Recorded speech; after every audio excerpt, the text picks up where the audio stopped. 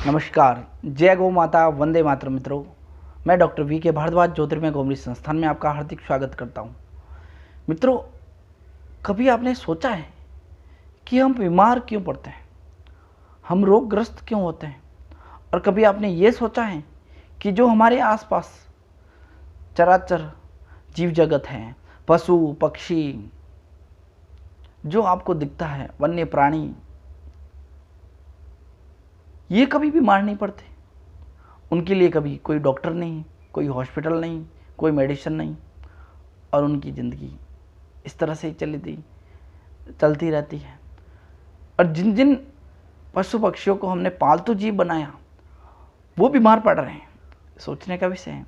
जैसे लोग कुत्ते पालते हैं, बिल्लियाँ पालते हैं, तो उनका ट्रीटमेंट भी करवाते हैं, उनका इलाज भी करवाते हैं। तो कभी सोचा कि जो जंगली बिल्ली होती है, और जो आप घर में बिल्ली पालते हो, घर में पाली हुई बिल्ली, या जो घर में जो आपकी बिल्ली है वो बीमार होती है, लेकिन जंगली बिल्ली या जंगल में रहने वाले बीमार नहीं होते जीव जंतु, और आज हम बीमार हो रहे हैं। क्या कारण है ऐसा? मित्रों, आज जानते हैं कि हम बीमार क्यों पड़ते हैं, किस तरह से बचा जा सकता है रोगों से, और किस तरह से आप शतायु 100 वर्षों की आयु प्राप्त कर सकते हैं। मित्रों, रोग कोई सा भी हो, चाहे कैंसर हो, चाहे कोरोना हो, कारण वही है जो हम आपको आज बताने जा रहे हैं। आइए मित्रों, देखते हैं हमारी बीमारी के कारण। मित्रों, आपने देखा होगा कि जब एक मकान बनता है तो उसका जो महत्वपूर्ण पार्ट होता है वो उसकी नींव होती है, कि उसकी नींव कैसी है। अगर उसकी नींव अच्छी भरी हुई है तो उसके ऊपर और भी बिल्डिंग बनाई जा सकती है, और एक बार अच्छी नींव होने के कारण वो अपना अस्तित्व अधिक समय तक बनाए रखेगा। अगर उसकी नींव अच्छी नहीं है तो कुछ ही समय में वो ढह जाएगा। उसी तरह से जो हमारा स्थूल शरीर है, उसकी भी 3 स्तंभ है। आयुर्वेद के अनुसार हमारे स्थूल शरीर के 3 स्तंभ है। अगर वो स्तंभ मजबूत है तो हम भी अपना अस्तित्व अधिक समय तक बनाए रखेंगे और रोग मुक्त रहेंगे। अगर वो स्तंभ कमज़ोर है तो हम भी, जैसे कमज़ोर नींव के कारण मकान ढह जाता है, उसी की तरह हमारा भी कोई अस्तित्व नहीं रहेगा अगर हमारे स्तंभ कमज़ोर है तो। आइए जानते हैं वो कौन से स्तंभ है। सबसे पहला जो स्तंभ है वो है आहार, भोजन। 95% जो रोग है और रोगों का कारण है वो हमारा भोजन है। अगर हम अपने भोजन में परिवर्तन कर दें तो 95% रोग खुद ही ठीक हो जाएंगे। उसके बाद जो महत्वपूर्ण स्तंभ है, दूसरा स्तंभ, वो है नींद, सोना। तीसरा जो स्तंभ है, इसके बारे में न तो आपको सुनने को मिलेगा, न कोई इसके बारे में बात करेगा। ये सबसे महत्वपूर्ण है। आप भोजन और नींद में सुधार कर सकते हैं कहीं से जान के, लेकिन जो तीसरा महत्वपूर्ण अंग है, इसके बारे में कोई बात नहीं करता, वो है हमारा ब्रह्मचर्य। अब आइए मित्रों, जानते हैं कि इन तीनों को किस तरह से मजबूत किया जा सके और हम किस तरह से रोग मुक्त रह सकते हैं। आज के चिकित्सकों का मानना है कि रोग 2 तरह से होते हैं। पहला कारण है संक्रमण। जो रोग संक्रमण के कारण होते हैं, जैसे वायरस, बैक्टीरियल और फंगल, जो इन्फेक्शन होते हैं, जो पानी, हवा और स्पर्श के माध्यम से फैलते हैं। इसके अंदर जो वायरल इन्फेक्शन है, इसके अंदर जो डिजीज़ है देखा जा सकता है, जो कोरोना है, स्वाइन फ्लू, हुंजा, इस तरह के वायरस सब सम्मिलित है। दूसरा जो कारण है वो है मेटाबॉलिक डिजीज़ या मेटाबॉलिक संबंधित, मतलब गलत तरह के खान पान के कारण जो बीमारियां होती हैं वो। इसके अंदर cancer, diabetes, thyroid, heart disease, kidney failure, liver failure, सभी तरह के रोग आ जाते हैं। ये गलत तरह के खान पान के कारण होता है। अब मित्रों, आप समझते हैं कि किस तरह का खान पान हम ले रहे हैं और किस तरह का खान पान हमें करना चाहिए। मित्रों, सबसे प्रमुख बात, हमें जो भोजन करना है वो जीवित भोजन होना चाहिए, सम्यक भोजन होना चाहिए। आयुर्वेद में बताया है सम्यक भोजन। जब तक हम प्रकृति के नज़दीक थे तब तक हम स्वस्थ थे, और आज हम प्रकृति से दूर जा रहे हैं, इसके कारण रोगग्रस्त है और अपना अस्तित्व बचाने में असमर्थ है। जैसे आज की स्थिति देख लो, एक वायरस ने पूरा विश्व को चमका दिया है। पूरा विश्व अपना अस्तित्व बचाने के लिए बहुत सारे प्रयत्न कर रहा है। कारण यही है, प्रकृति से दूर गए हम और विकास किया, और वो विकास आज देख सकते हो आप। तो हमें प्रकृति के नज़दीक रहना है। अब किस तरह से? उदाहरण के लिए एक जनजाति का उदाहरण मैं देना चाहूँगा आपको। पाकिस्तान के बाल्टिस्तान क्षेत्र के अंदर कश्मीर की एक घाटी है, उसके अंदर एक हुंजा घाटी है, और वहाँ एक हुंजा जनजाति रहती है। उसके ऊपर कहीं लेख है और कहीं रिसर्च हुई उसके ऊपर। आज वो जनजाति 120 से 150 साल आराम से जीती है, सर्वाइव करती है। वहाँ किसी भी तरह का कोई हॉस्पिटल नहीं, किसी भी तरह का कोई डॉक्टर नहीं, और किसी भी तरह की कोई बीमारी नहीं, कोई रोग नहीं। उसका प्रमुख कारण यही है मित्रों, अच्छा खान पान और प्राकृतिक वातावरण। वो आज प्रकृति के नज़दीक है। जितना प्रकृति के नज़दीक है उतना आप स्वस्थ हो। उनका खान पान जो प्रकृति देती है वो लेते हैं और उन्हीं का सेवन करते हैं। लेकिन हम क्या करते हैं, जो प्रकृति हमें देती है हम उनमें परिवर्तन कर देते हैं, उनको स्वरूप बदल देते हैं, और फिर वो हमारे लिए लाभकारी की जगह हानिकारक हो जाते हैं। अब मित्रों, जो आप भोजन लेते हैं, जैसे जितने भी फल फ्रूट साग सब्जियाँ, इसके अंदर सभी तरह के फल फ्रूट होंगे, सभी तरह की साग सब्जियाँ होंगी, जैसे प्रकृति हमें देती है उस तरह से उनका सेवन किया जाए तो हमें सभी रोगों से मुक्ति मिल सकती है। लेकिन हम क्या करते हैं कि उनका स्वरूप बदल देते हैं, और हम जिस तरह का खाना खाते हैं वो जीवित नहीं है। प्रकृति जो हमें भोजन दे रही है वो जीवित अवस्था में होता है, और जीवित जब हमारे जो प्राणवान शरीर है इसके अंदर जो प्राण वायु को बढ़ाने वाले, जो प्राण को बढ़ाने वाला जो भोजन जाएगा, तब जाके हमारा कल्याण हो सकेगा।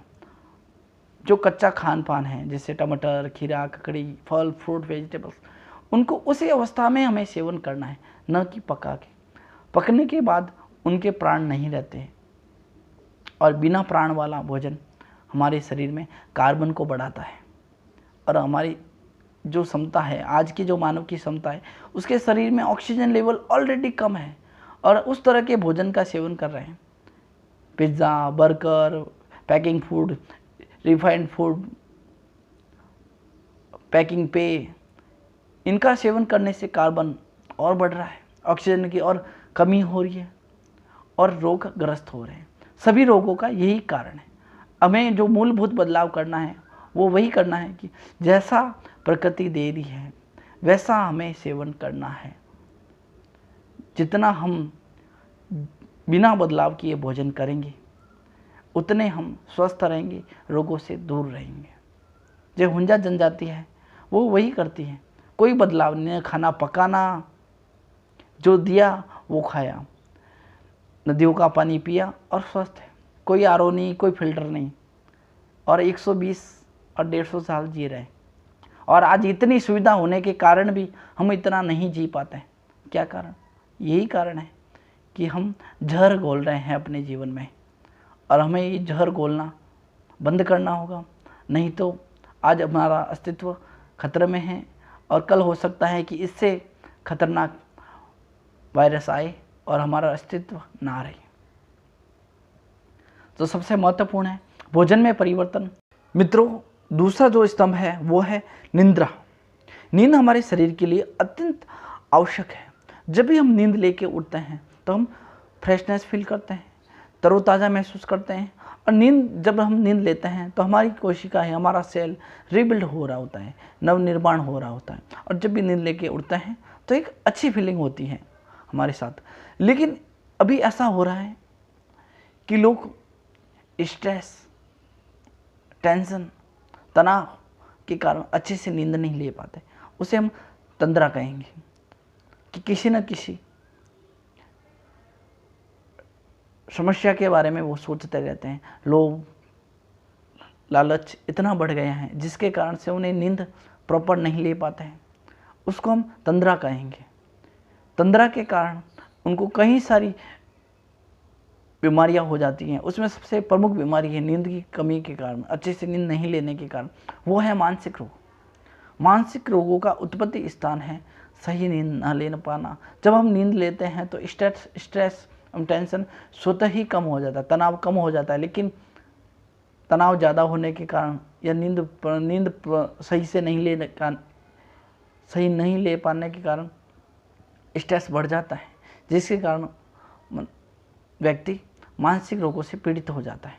और मानसिक रोगों में आपने अक्सर देखा होगा कि डॉक्टर एक गोली या एक टैबलेट जरूर लिखता है, वो है नींद की टैबलेट।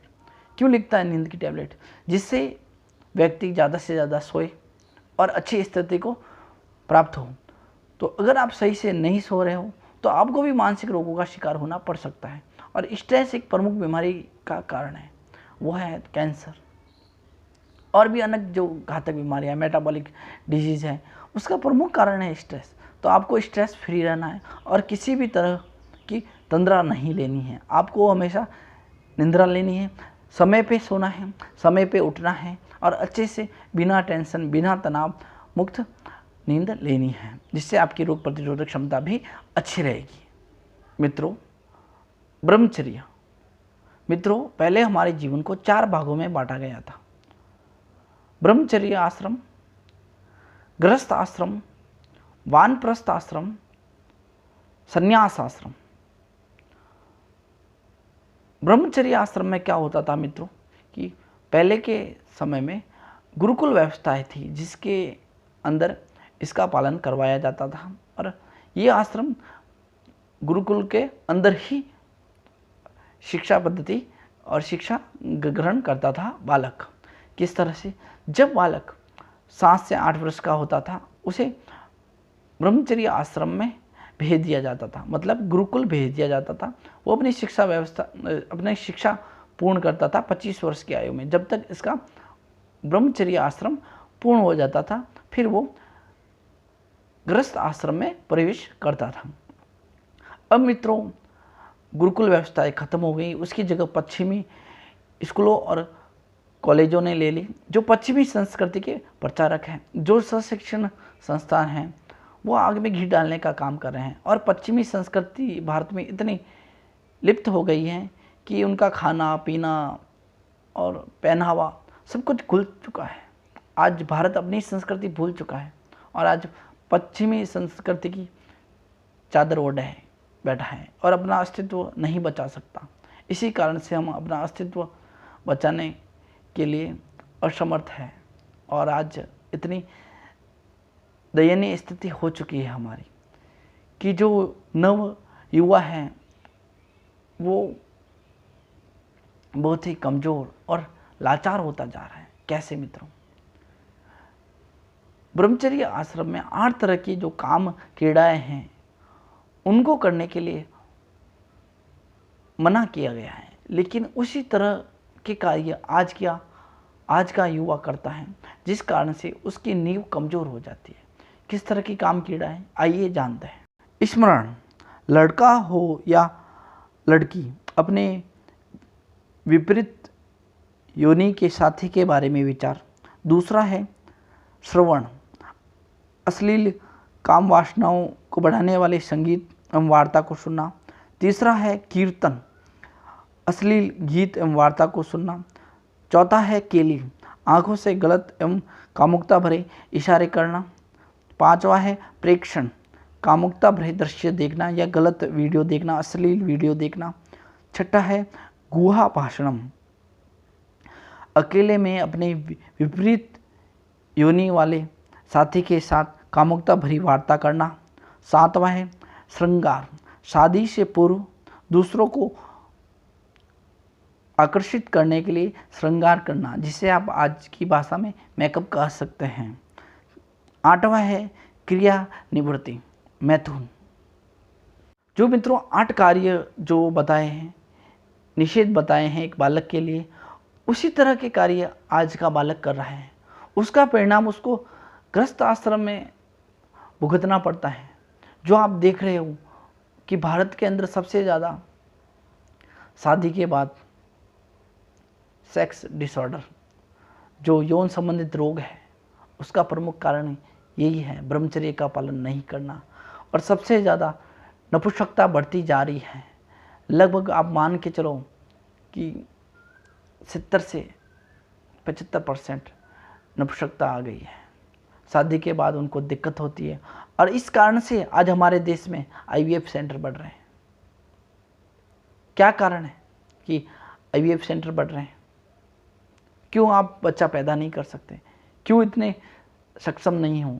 आपके दादा दादी तक जाओगे तो उनके 4-4 5-5 बच्चे थे और आज आपकी ऐसी स्थिति है कि आपको एक भी बच्चा नहीं हो रहा। उसका यही कारण है ब्रह्मचर्य का पालन नहीं करना, आपका गलत खान पान, ये आपको इस अवस्था में लेकर आया है। इसलिए ब्रह्मचर्य का पालन करना बड़ा महत्वपूर्ण था। और ये हमारा शरीर का जो हमारा स्तंभ बताए मैंने तीनों, इसमें ये तीसरा स्तंभ है, ये बहुत ही महत्वपूर्ण है। अगर आप ब्रह्मचर्य का पालन करते हैं तो आपकी नींव बचपन से ही मजबूत होती है, जिससे आप आगे का जीवन का अस्तित्व रख पाओगे और आगे अच्छी तरह से सर्वाइव कर पाओगे। मित्रों, हम तीनों स्तंभ को मजबूत रख के हमेशा के लिए स्वस्थ रह सकते हैं। मित्रों, आपका स्वास्थ्य संबंधित किसी भी तरह का प्रश्न हो तो आप कर सकते हो कमेंट बॉक्स में, और अधिक जानकारी के लिए आप संस्थान में संपर्क कर सकते हैं। मित्रों, वीडियो को लाइक, शेयर और चैनल को सब्सक्राइब जरूर कीजिए, जिससे आपको अधिक जानकारी, स्वास्थ्य संबंधित अधिक जानकारी मिलती रहे। जय गौ माता, वंदे मातरम।